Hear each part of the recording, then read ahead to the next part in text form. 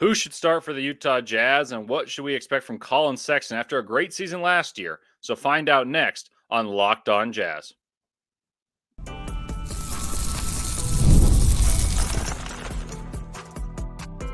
You are Locked On Jazz, your daily podcast on the Utah Jazz. Part of the Locked On Podcast Network, your team every day.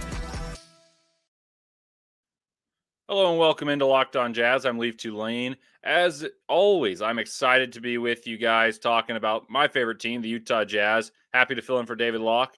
If you guys don't know me by now, I'm a lifelong Jazz fan, credentialed NBA draft analyst for Locked On NBA Big Board, attendee of the last two NBA combines, Jazz broadcast assistant and statistician the past 3 seasons, lover of all things basketball, someone who watches far too much, and hopefully can inform you as best as possible about the young players coming up with the Jazz, because I've watched way too much of them from high school to college. So thank you guys for making Locked On Jazz your first listen each and every day. And remember, Locked On Jazz is free and available on all platforms, including YouTube at Locked On Jazz, where the best way to help us grow is comment anything below. And if you want to respond to this question, today's question is, how many points will Collin Sexton score per game in the 2024-2025 NBA season? Today's show is brought to you by FanDuel. Now through to September 22nd, all FanDuel customers can bet $5 and get a 3-week free trial of NFL Sunday Ticket from YouTube and YouTube TV. Visit FanDuel.com/lockedon to get started. That's an appealing package, so definitely do so. And maybe look at the over-unders like we discussed the other day on this show. So in the first segment, I'll talk about who I believe should start for the Utah Jazz and explain why and what other iterations of the starting lineup maybe the Jazz can expect down the road, because I don't think it'll be one starting lineup for 82 games. In fact, I know it won't be. If it is, that would be incredible. In the second segment, I'll go through the projected stats for Collin Sexton posted on Basketball Reference and explain why this year, regardless of wins and losses, will mean a lot for the future of Collin Sexton with the Utah Jazz. And in the third segment, I'm going to probably give you a thorough month-by-month estimation of how many wins the Jazz will end up with and kind of go through the intricacies of the schedule. I know I talked about the schedule a little bit the other day, but this will be month by month telling you where the wins can come from and why I think the Jazz will be under the 29.5 suggested wins, and I think that how that will behoove the Utah Jazz. So let's dive right in. The starting lineup that I believe the Jazz should employ is a simple one. I've said it before on this podcast. I believe the Jazz are buying into the youth movement. So you have a few locks. Let's start those locks. Lauri Markkanen. Not surprising. You just paid him a ton of money. So Lauri Markkanen is going to start. I believe Keyonte George is a lock to start. At times he came off the bench last year. Came off the bench, would play the point guard. He would be complimented by Chris Dunn. He was complimented by Jordan Clarkson. He was complimented by Collin Sexton. Turns out, I think the backcourt's pretty simple. I think you're going to play Keyonte George and Collin Sexton. I don't think they necessarily work beautifully together, because I think neither of them are big enough to be good defenders in today's NBA. Neither of whom are natural point guards, but both of them have the skill level requisite to start in the NBA, and their development's important for the Utah Jazz. We'll talk about it, about Collin Sexton in the upcoming segment. And Keyonte George, we've talked about this so many times. It's a good problem to have that your 16th pick in his second year ever playing point guard, much less second year professionally playing point guard, there's a possibility that he is the franchise point guard. I think it's unlikely he's the franchise point guard, but I do think he figures into the franchise. And that's why Collin Sexton becomes an interesting question, because is their future role, if the Jazz are good enough to compete for titles, the same role? Is it as a starter? Is it as a bench player? Neither of whom possess the requisite size to be defensively capable at the 2 guard. So are they good enough to play the point guard? We'll explore that. So, but I think that's the backcourt. I think it's going to be Keyonte George at the 1, Collin Sexton at the 2, and Lauri Markkanen at the 4. So who's going to play the 3? Who's going to play the 5? Well, last year, Walker Kessler really struggled. Really struggled with confidence, with injuries at the start of the year. Had an elbow injury. He protected the rim well, but lost courage. And much of the talk in the offseason was, oh, he's shooting threes. Well, why was he shooting threes? To complement John Collins' rim attacks. Then they started staggering the two, which was probably for the betterment, but it also included the mental side of things of decreasing confidence for Walker Kessler, who was oozing confidence during his rookie year, and there was little expectation, and he was thriving. So who's it going to be? Is it going to be Walker Kessler or John Collins? I believe it'll be Walker Kessler. I've said this before, so for the everydayers, this may be a little bit old for you guys, but for those listening for the first time or just haven't heard that episode, I think the Jazz are committed to the youth movement so much so that when they went over the future with Walker Kessler and tried to restore faith in a fruitful relationship between Walker Kessler and the Jazz, Walker Kessler and Will Hardy and Walker Kessler, I think part of it was, yeah, we're going to prioritize the youth movement. It doesn't mean we have to appease John Collins anymore. We're going to play you, Walker Kessler. And what you have to do is work really hard, be the defensive anchor you've shown yourself capable to be, but also become a better screener. Run the floor as hard as you ran the first year. Whether you get the ball or not, you're going to get the ball eventually, and you got to put forth that effort to get the ball. Become a better finisher around the rim, a better free throw shooter. Who cares about shooting threes? The best example of this is Jonas Valanciunas. Valanciunas led the NBA for most of the season when you're shooting over 50% from three. Why? Because no one cared if he shot it or not. So he'd go 1 for 2, and he's better near the rim. Same with Walker Kessler. His vertical lob threat is far better than his potential for shooting the ball. Plus, to be shooting the ball, you need to be shooting free throws well. So there's a lot to improve. I think Walker Kessler is going to have every possibility to prove he can do that. Now, you may ask, wait, the Jazz paid $25 million for John Collins. Yeah, and it doesn't look like it's going to be a good contract. In fact, it's not going to be good at all. But Rudy Gay was not going to play either, and so effectively it was $19 million, if that makes you feel any better. They were traded, and $6 million from Rudy Gay went out the window, and 25 came in. That's 19. But John Collins, I think, will be a backup. Maybe he'll play if there's an injury. And then you're like, well, couldn't they play together? Well, that was a failed experiment. That was a failed experiment between Collins and Kessler. They were redundant. Collins is a 5 on offense and a 4 on defense, and you'd rather the opposite. You'd rather the inversion of playing a 4 on offense and a 5 on defense. And so John Collins is finding it hard to play in today's NBA, where his 5 on offense isn't a dominant force and his 4 on defense doesn't do the trick. He is a good rebounder. He's an energy guy. He's dealt with trade rumors a ton in his career, both with Atlanta and now with the Jazz. So maybe he does get traded. Maybe he doesn't. It may be a tough year personally for him, but I don't think that should be factored in over the growth of Walker Kessler. And I think the Jazz have chosen a direction there. It'll be Walker Kessler at the 5. So now that leaves who's the 3? Do they go 3-guard lineup with Jordan Clarkson playing alongside Keontae George and Collin Sexton? Probably not. Is it Cody Williams from day one? Many of you guys here listening may want that. What it will be, in my opinion, is Taylor Hendricks. I don't think he's locked in. I don't think he has this, yes, you are grandfathered in because we want to develop you, that maybe some fans think he should have or do believe he does have. Taylor Hendricks has to prove it. I said this in a Prove It episode. I talked about he and Walker Kessler along with Collin Sexton. So we'll reiterate some of that. But Taylor Hendricks has to prove that he is the defender that the Jazz hope he could be. The reason they drafted him wasn't necessarily the 39% he shot from UCF from 3. The 39% he shot last year, which I've mentioned numerous times, was inflated greatly by the end of the year where he was benefited by playing as a dare shooter. He was dared to shoot, and he made them at the end of the year, and that really behooved his numbers. That was great.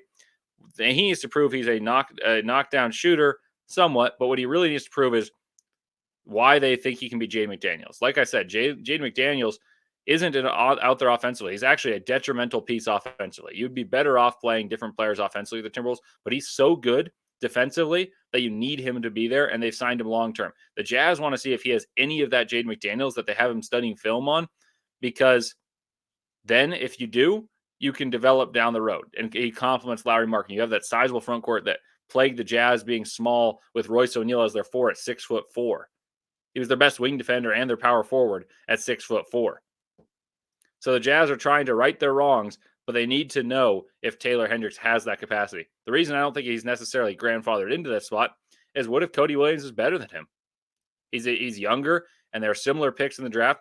To me, Cody Williams is the more enticing prospect than Taylor Hendricks. I had a discussion with a fan about this, and he argued the opposite. So maybe I'm not I think I'd probably in the majority. I think most people would say Cody Williams' upside is higher than that of Taylor Hendricks, but maybe it's not. Answer that in the comments as well. I think it'll be Taylor Hendricks with the 5th starting spot. Cody Williams will factor into the equation of the rotation, but not start from day one. Probably not start much until January or later. And we'll talk about how that will be impacted by the record and who they play in this really difficult season, especially with the schedule having to deal with the hockey team. So we'll talk about all that coming up next. But actually, right on the horizon, we're going to talk about my statistical projections for Collin Sexton and why it is a huge year for Collin Sexton coming up next.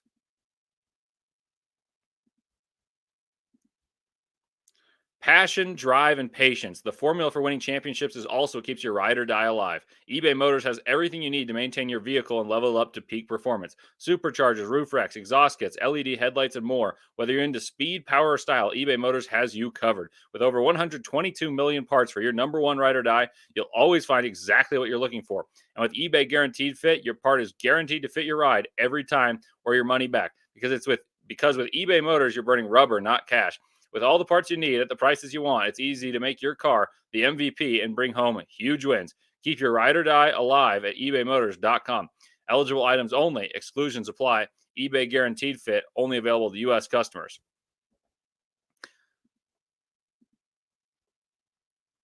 I also want to tell you guys about one of the largest independent lending companies.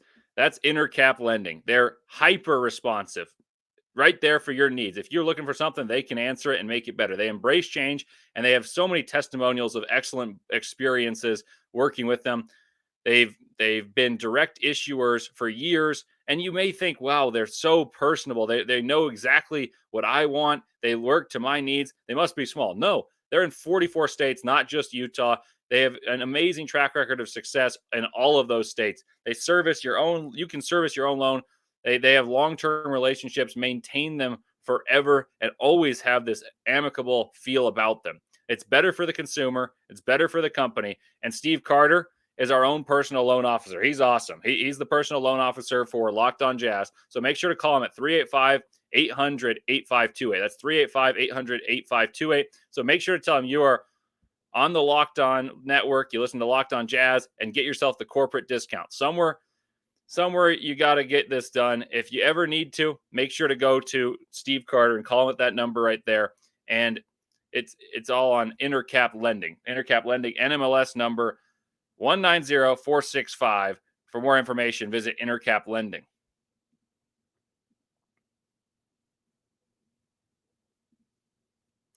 Thank you for making Locked On your first listen to the NBA of the day and first listen thinking about the NBA like me. For your second listen, enjoy the Locked On NBA podcast. There's no offseason in the NBA, and Locked On NBA provides daily basketball analysis from the national and local experts in 30 minutes or less. So no one keeps you as informed or entertained as Locked On NBA, available on YouTube, wherever you get your podcasts. Part of the Locked On Podcast Network, your team every day. So welcome back. I'm Leif Thulin here on Locked On Jazz. Collin Sexton, I've said this before, is a player who has a lot to prove this year, in my opinion. I've said numerous times he's a guy who I think deserves a new evaluation rather than believe he was exactly what he was coming out in Cleveland. He got that chance last year and really impressed Jazz fans. I would say I'm a little more critical on Collin than some other guys are, and some are just way over the top, even past me. But even though I do think he is and will be better suited on a winning team as a six-man, the lightning rod scorer playing off the bench, he should get the chance to tell us he's a starter. And he will this year. For reference, when Collin Sexton started, Collin averaged 21.1 points per game, 5.6 assists, and 2.6 rebounds in 51 games as a starter. That's really good, and his efficiency was top 30 in the NBA per some advanced metrics. Collin Sexton averaged 14.1 points, 3.6 assists, and 2.7 rebounds in 27 games off the bench this season. That's less good. That's 7 points per game different. 2 assists per game, and the rebounds are the exact same, essentially. So why does that matter? Collin proved he can have success as a starter, but I would argue, much like I argued for his entire Cleveland tenure, it was aided by empty calorie scoring. Not always, but part of it. Someone had to score and improve last year. There was too much room for growth on a bad team last year on the Utah Jazz that someone had to take that leap. Lowry took the leap the year before, and he's really good. He's deserved his contract. He showed what he can do, showed it through 2 years. So that's why Collin has to do it this year. But Collin took that biggest leap, more so than anyone else. He became further removed from his injury and became more explosive. You were worried a little bit the year before. Does he have that same burst he had at Alabama and early in his Cleveland career? Well, I think he answered some of those questions. There was a reason a 20 plus per game point scorer in Cleveland on a rookie deal got passed away as a money filler in a deal because another diminutive guard that they believed to be better played point guard and was actually the point guard as opposed to a guy caught in between positions. Darius Garland, they chose to prioritize over Collin Sexton. And I think they made the right decision, frankly. That's not to disparage Collin Sexton. I just think Darius Garland's the better player. And it's a cutthroat league. Well, Sexton isn't a point guard despite the listed height. He's not very tall. And the number of assists tallied last year, they're pretty good, but it's just not point guard material. He did so because he had the ball in his hands a lot. The reason it's a prove-it year for him is his numbers were great as a starter, but on a team gearing up toward the future like the Jazz are, with the true aspirations of contending like the Jazz have, I view Collin as a two-guard scorer and an energy guy, not necessarily a point guard. I think the Jazz do too, but the Jazz have witnessed and have worn the scars of a diminutive pairing in the backcourt in Donovan Mitchell and Mike Conley. And I think they're steadfast in not letting that repeat. That means Sexton needs to learn to play the two guard. And he has this past year, and he will again this year. But maybe he needs to prove he's so good that he's part of the long-term plans in the starting lineup because he's so much better in the starting lineup, at least last year he was, that he was off the bench. I said that a while ago, but I still think on a winning team, he's more appealing as a bench player. Energy piece, score. He's a two guard and a small two. They just don't win in today's NBA. You look at the teams that have won. Kentavious Caldwell-Pope was the Nuggets two guard. Jaylen Brown, Derek White. You can make the argument, Drew Holiday. All those guys are big guards that are defensively oriented. You could look at the Timberwolves. Well, they had a plethora of big guards. Anthony Edwards, obviously one of them. Nickeil Alexander-Walker, who I really liked when he was with the Jazz. He played minutes. They all have these guys that are bigger and longer, and it makes it harder for Collin to do it. So he needs to prove he's indispensable. But in saying all that, let's explore the expectations for Collin Sexton statistically and see if they align with what I believe will occur. So it's really important to clarify these are per 36-minute stats. So they might be higher numbers than maybe you're anticipating. But that said, I think Collin will play closer to 36 minutes than he did last year. He played 27 last year. And like I said, in those starter minutes, he put up 21 a game. So I got a lot of numbers here. Geeky numbers, you can say it. So this is from Basketball Reference per 36. He's projected to make 8.4 field goals per game, 7 on 17 attempts. That's really good efficiency. He's making over 2 threes a game on over 5 attempts. That puts him at shooting 36%. I'll go about this instead of going backwards. I'll take you from the start in a traditional way. I'll have to sift through the numbers. 24 per game, 24.2 points per game is what they project. They project 6 assists per game, 3.7 rebounds per game. And now let's go to the percentages. So he's going to be shooting 8.4 of 17.1. And that gets you to 49% from the field, 39% from three, making just over 2 threes per game and 85 from the line. That's nearly 50, 40, 85. That's really good efficiency from a 6'1 guard. That's hard to argue with, no matter how bad the team is. Now, how do you fill out a roster around those players? It's important to reiterate that's per 36, and last year he played 27 minutes per game, so that's why there's such a large jump. But I do expect a leap in scoring, and that efficiency right there is undeniably great and would warrant something necessitating keeping Collin. I don't know if that would keep him in the starting lineup. I don't know if that puts him at a point guard. Does it keep him as the starting two guard in the long term? I still think Collin is better off as a 6 man on a title team, but that's more about how good a title team has to be and less of a knock on Collin than you guys may perceive that to be. I think the Jazz would, if Collin were to be a point guard and his numbers continue to be better as a starter than off the bench, especially efficiency-wise, which is the biggest drop-off, as opposed to pure numbers and the numerical output, the Jazz would need a massive point guard who's a defensive monster and who's someone who sets the table beautifully for prime scores. They need a wing that would be their best player, a really big defensively oriented point guard to bring the best out of Collin. And Keontae George and Collin aren't necessarily that. And even that would require threading the needle and getting another wing to score. It's a hard way to thread the needle as a 6'1" guard, but we'll see what he has. Donovan Mitchell hasn't been able to do it. We know how great Donovan was and is. But the Jazz are going to try. I think those numbers are a little high, but mind you, it's per 36. I think Collin's going to score about 21, 22 a game. And the efficiency, I think it'll be hard to replicate because the Jazz play so many good teams and they know he's one of the primary options. Yes, the numbers will be there. I just don't know how efficient you can be when you're going to be playing alongside unproven players, rookies, and players trying to find out what they are in this organization for time to come. I'd guess about 22 points a game, maybe 5 assists, probably a little worse efficiency. I think he'll shoot better from the free throw line than 85%, though. I think he's a really good free throw shooter, and he's going to get there a lot. That's one of the things I love about Collin. He's aggressive to the point where you say, you got to slow down, Collin, but he's so aggressive. There's no such thing as slow down. The bull sees red. The young bull is going to feast. So that's fun exercise. I'll continue bringing these back. Basketball Reference is putting out projections. I talked about them for Keontae George, 17 a game per 36, Collin, 24 a game per 36. So that's a bright spot for the backcourt. We'll talk about that more in the future. But speaking of the immediate future of the Utah Jazz, I'm going to go through month by month of the Jazz's calendar and tell you where the trip-up spots are, where the Jazz can find those wins that may prove to be elusive, both intentionally and unintentionally because of a hard schedule, and come out with the total number of wins that actually adds up pretty much exactly to what I thought it might be when I did the episode on Monday talking about win-loss over-unders. So that's all coming up next on Locked On Jazz.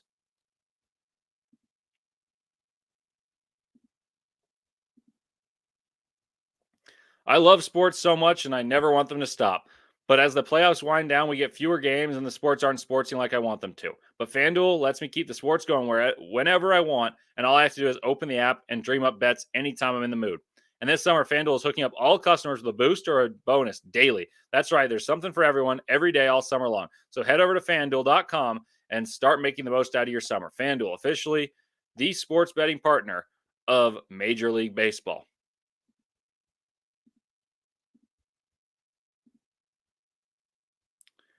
Welcome back to Locked On Jazz. Leif Thulin still with you here. Well, on Monday, I discussed how hard the schedule is, but let's go month to month, predicting win and loss record month to month. October, the Jazz play 4 of 5 at home, but do face Western Conference foes, three of which I expect to make the playoffs, 4 of which I expect to make the play-in. The Jazz duel the Grizzlies and Golden State, and that's at home, and then Dallas on the road, then come back and host the Kings and Spurs. So I expect the Grizzlies to make the playoffs, the Golden State to be a play-in team, Dallas to make the playoffs. That's on the road. The Kings to make the playoffs, and the Spurs to contend for the play-in, but probably not make it. I expect the Jazz to go 2-3 to open the year, beginning with 2 home wins of the first 4 home games, and then drop the road game at Dallas. So that's 2-3 in October. Now let's head to the most grueling 2 months of the Jazz's season, in my opinion, November and December. I mentioned the other day that the Jazz are favored probably no more than 2 times in the first 21 games, and here's why. Jazz opened November on a 4-game road trip facing 2 upper echelon teams, then return home to face Phoenix and Dallas at home, then head west to play 4 more on the road versus likely playoff teams, then return home to face the Knicks, Spurs, Nuggets, Mavericks, and Lakers. Though the Lakers is actually the 1st of December, so I will take that one out. So that grueling stretch of play with long road trips against good teams. That's grueling. That's brutal. You don't really see that, and you haven't seen it, but that's why hockey, being in Utah, has changed things. You're playing teams that need to win to stay in the Western Conference race numerous times, well tired, on the road, playing many games back-to-back and traveling city to city. I expect the Jazz to go 3-11 in November, and the road trips will feature some rookies playing more substantial minutes than they have at the start of the season and more throughout the season, especially than years past, but also just of this year. The Jazz have had multiple rookies the past few years, and only one of which has played throughout the season each of the last 2 years. I think you're going to see all 3 rookies this year play more than the rookies have the previous years. Well, the end destination is more clear this year. That's part of the reason. And the schedule's a gauntlet, and you just need enough bodies for as long as these road trips will be. For reference, the Jazz were over 10 games under 500 last year with what we perceived to be a better team with unclear destinations, meaning the Jazz didn't know if they wanted to win or not. And they were already under 500 by over 10 games at a similar point last year. So I don't think this is crazy whatsoever to have 5 wins through November. On to December. The Jazz play very few games at home, as they'll play just 1 game within the friendly confines of the Delta Center between December 3rd and December 27th. They do open up and close at home, but that's a wildly long road trip as the Utah Hockey Club has a homestand. That long on the road, a young team, and that spells a lot of losses. The Jazz do play bad teams on the road trip, like Portland twice, Detroit and Brooklyn each once, but they also play excellent teams like the Thunder. The Jazz, I do want to clarify in case you guys are wanting to point something out. The Jazz also do play in the in-season tournaments, and that would mean that in the games between December 10th and 17th, the Jazz will play one home game. So the specifics I'm not quite sure of yet. The Jazz will have one home, one away in that time frame at least, and one of them will be at home. So yes, there will be one more home game, and maybe the Jazz can get a win there. But that's still a lot of games away from home, away from sleeping in your bed. And the Jazz will play a lot of games right there. And like I said, between the dates of December 3rd and December 27th, the Jazz will only play one home game. That's a long time. So I added it all up. Of the games that we know are happening for certain and where they're playing, where they are being played, I think the Jazz will go 3-7. That's 10 games. There'll be 2 more games at least in this. And at this point, with the 3-7, we'll just leave it there. The Jazz will be 8-21. It's not crazy. The Jazz were 7-19 at one point last year. So let's move on to January, which begins with an East Coast trip and a road trip against playoff teams. The Jazz then play 4 of the next 5 at home, 3 of the home games against not great competition. Then the Jazz play 3 road games against Western Conference playoff teams, play the Wizards at home, but on a back-to-back after being in Oklahoma City the night before. So that could be more of a toss-up than you may initially think. Sprint to Memphis for the 3rd game in 4 days, and round it out with the Bucks at home, Warriors on the road, and finish the Wolves at home. That is a lot of traveling. These schedules are less friendly to the teams than ever, especially because the Jazz now have hockey being played in their arena, and I think that is going to be to the detriment to the Utah Jazz. That's a lot of travel and a lot of good teams to end the month. The Jazz have more winnable games at home than they have in previous months, but I'm curious how badly the Wizards and Hornets want to win versus how badly the Jazz want to win. Will there be key players missing in those type of games? Will there be key players missing for the Jazz in games against good teams that are coming off of back-to-backs? There's going to be some strategy involved. For January, I project 4-12. That takes the Jazz to 12-33 if you're doing math at home. I think that's possible. I think that means that they beat the teams that I mentioned, the inferior ones. They beat the Wizards. They play 3 games against not great opponents. That includes the Hornets. That there's a couple other teams. The Blazers come to town. The Jazz can win. That expects them to win the games that they're supposed to win. Like that, like they beat the Hornets, the Nets, and the Wizards. I don't know if they actually win all 3 of those games. Now, you probably say, well, they could beat some of those good teams. They absolutely could, but it's harder to project that. So I thought it was a fair estimation of 4-12. Now, on to February. The Jazz play a ton of home games in February, which means, in my opinion, lots and lots of time to see Cody Williams, Isaiah Collier, and Kyle Filipowski, along with the other youngsters. And by now, Jordan Clarkson, maybe John Collins, could be off the roster. And maybe Lowry is being put on minutes restrictions. Maybe games pulled out because there is some strategy in play as in some jostling trying to get the likes of Cooper Flagg onto your respective roster. 3 playoff team, and that means the home does mean, while there's going to be youthful players playing, home does mean there's a better chance of winning. That's just plain and simple, especially with Jazz fans like you guys who are ravenous and really want to see good basketball. The Jazz will perform better at home. 3 playoffs to start February. 3 playoff teams come to the Delta Center. Then the Jazz face 3 playoff teams on the road. Then the Jazz play at home the rest of the month and into March. So that's favorable. For what lies in February, the Jazz will play Western Conference powers, the Rockets, and the Blazers. So they play a great start to the schedule. And then the Rockets is a winnable game, but that team was 41-41 last year and set to improve. And then once again, another one against the Blazers where you don't know if you necessarily are going to win the game. You don't know how motivated each team is. I think on paper, the Blazers are better than the Jazz, though. I don't see that many wins being snagged in that process of those 5 games.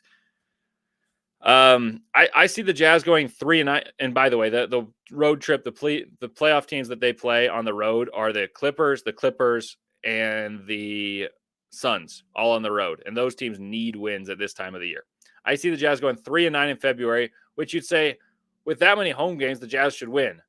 But which of, in fact, I messed up there. The Suns, that was the month prior.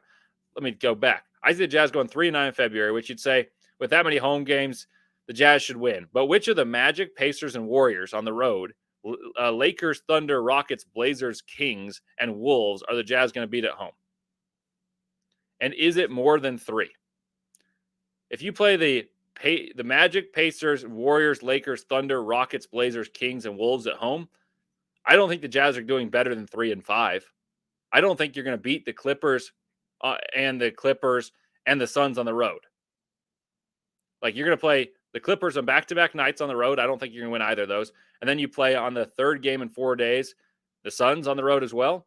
I don't think you win that. I don't think you win more than 3 of the 8 games I read off being played inside the Delta Center either. So 3-9 seems fair to me. That takes the Jazz to 15-42 heading into March. March is where the tanking begins for all in the running. The Jazz finish out their homestand with New Orleans and Detroit, taking place after all those teams I just read off. I do think the Jazz should beat the Pistons. You never know, though. I also think they're more talented than Jazz on paper as well. But you never know. I think the Jazz win that. I don't think they beat New Orleans. That's a team that's going to be on the outskirts of the playoffs.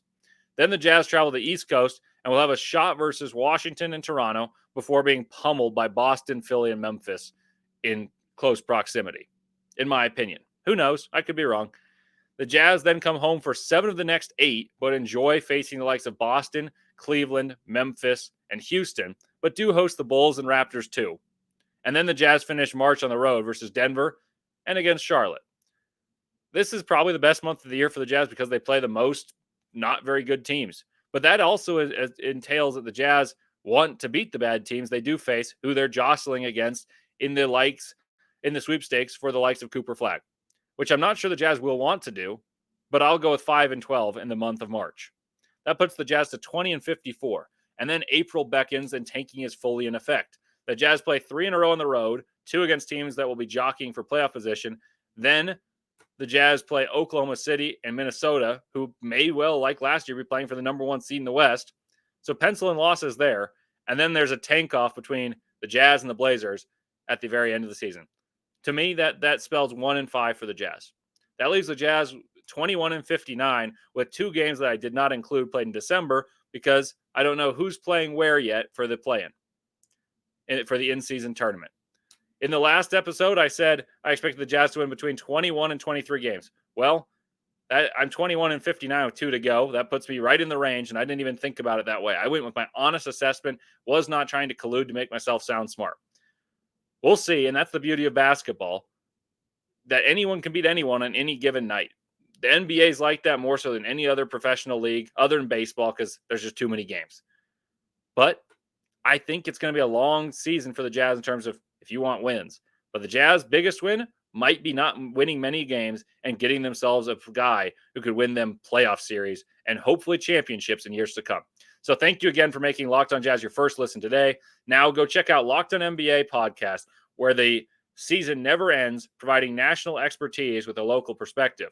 You can find the link to Locked On NBA in the description, so you don't have to search everywhere for it. It's right here.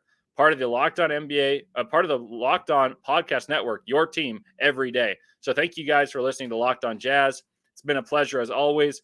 And you guys know me, I got to end it with my catchphrase. As always, go Jazz.